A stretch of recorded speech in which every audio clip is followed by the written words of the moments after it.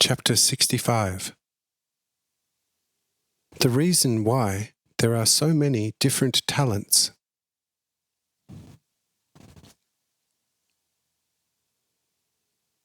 Raphael. The so-called external falling in love in a beautiful object is thus in itself not a sin. But it can become a sin.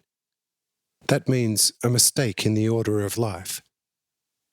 If it constantly depends more and more on the external form, where it then naturally becomes more difficult to separate such a spirit from the beautiful exterior and lead it back to the place of its order.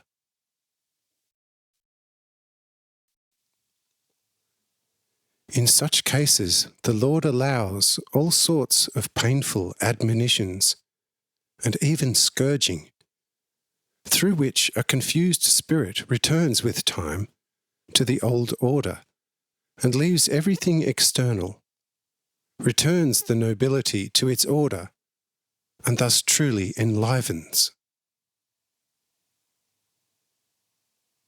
It is therefore a great difference between people of your sort and people of Rebar's sort.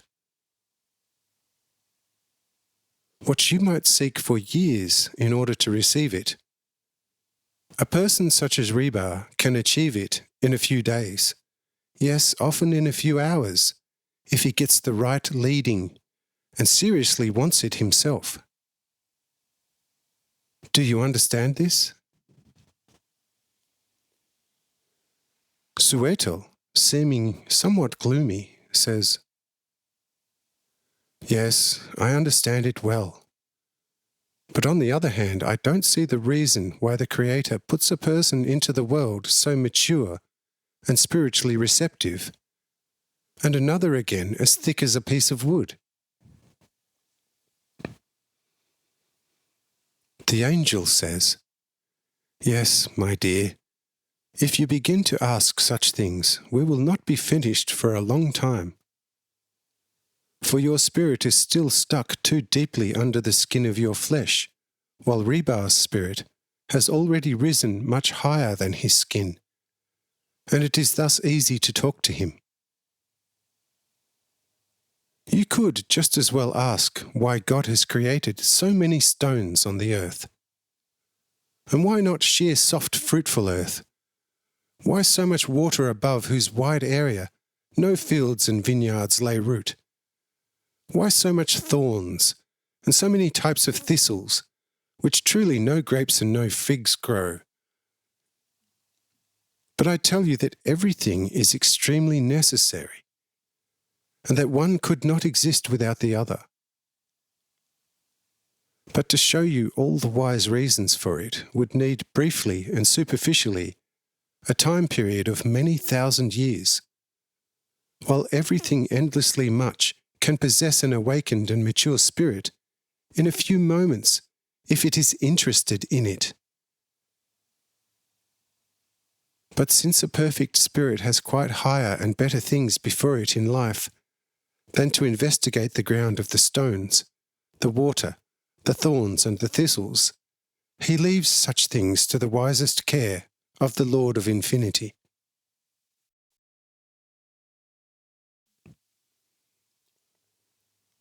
Suetel says, "If that is so, then it is not my fault if I am stupider than Rebar, who, as far as I know, despite his open lying spirit, has still not brought the divine wisdom into himself." Raphael says, "People like you must have a sharp understanding, so that their much stupider soul has a path to their spirit, which is certainly much longer and bumpier than that which the spirits of love have to walk on. For a spirit of love obviously has, as the element of life, what the blunt spirit, per longum e latum, in a complicated way, with correct use of their sharp external sense, can achieve. You see what effort it would cost you to reach love. But Rebar is full of love. This needs only to be a little regulated and ordered, and it is then quite finished. But you must come to love through your boring reason in order to possess it, without which it is impossible to regulate and order. Do you understand that? Suetel says, "If so, then God is unjust and very biased." The angel says, "In a certain way, of course, but naturally only seen from the angle of the short-sighted human understanding. But if you are building a house, why do you build a foundation using the biggest, heaviest, and hardest stones?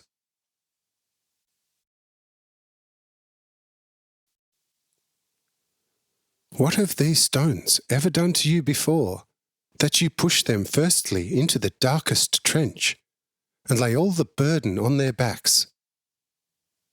Don't you have any mercy then with the poor stones? What pressure must the stones under the enormous burden of a mountain bear? Or don't the roots of a tree deserve your mercy, that they constantly must hide in the dark depths of decay of the earth, while the branches of the tree are proudly resplendent in the ether of air and the all-enlivening light? You see, are those not sheer cases of unjustness in the lowest layers of created nature? How could such a wise God as the Creator act against all healthy understanding indifferently and unfeelingly? Likewise, even your feet could complain about your hands and say, "Why are then we, who are just as much flesh and blood as you, damned to carry you while you, without effort, can move around in the free air so cheerfully?" And so a number of other limbs could also raise a very justified sounding complaint against the head. But who would not immediately see the foolishness of such a complaint? You see, in the same way, the Lord has given talent to the people of this earth, some with greater and some with lesser.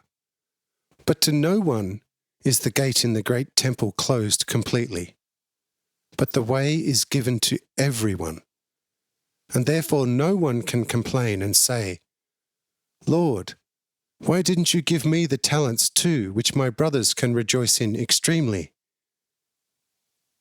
For then the Lord would say to him, "Do you feel a lack?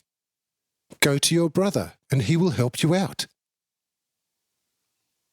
If I had given every person the same, none would have a lack in comparison with another. The brother would never need his brother. How would then the enlivening love for others be awakened and strengthened in a person? What would a person be without love for his neighbour? And how would he find the true love to God without it? Without which an eternal life of the soul cannot be thought about. You see, in order that a person can serve others and thereby achieve their love, he must, however, be able to do something that another cannot do so easily, because he is lacking in appropriate talents. Thereby a person will become a need for the other, and through mutual needed service, the love is first awoken, and through the good of such mutual service, constantly more and more strengthened. In the strength of the love for another, however, lies the innermost revelation of pure divine love, and in this, the eternal life.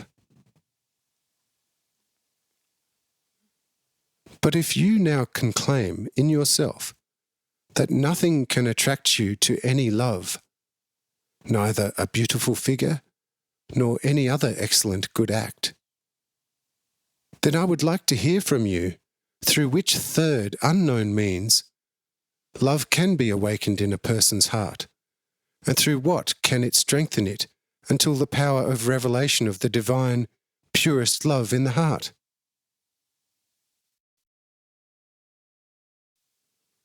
But wherever this is not revealed in word or deed, then the eternal life of the soul after the death of the body looks very gloomy and overcast.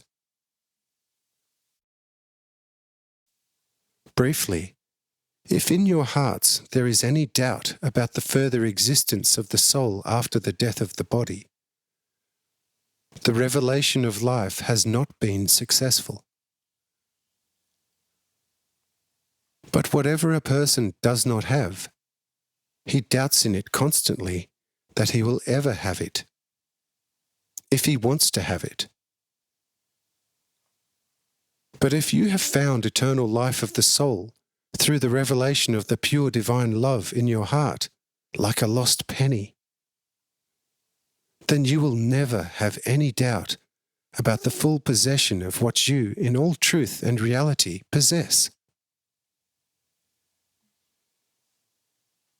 But such a thing can only be achieved through love for your neighbour. And therefore Rebar is much closer than you to the true goal of life, who has enlightened your brain with the natural light of this world, but your heart is allowed to stagger around without fire or light, like a wild animal in the darkest, densest of the swamp forests of Europe. Therefore, I advise you to pay attention to what I have said to you. Otherwise, your mind will become hollow, and the golden fruit on your tree of life will be eaten by worms long before maturity. And the worms mean doubt, which at the end will eat through your whole skull, and your fruit of life will become a stinking carcass, which will serve as contemptible food for the birds of prey. Have you understood me,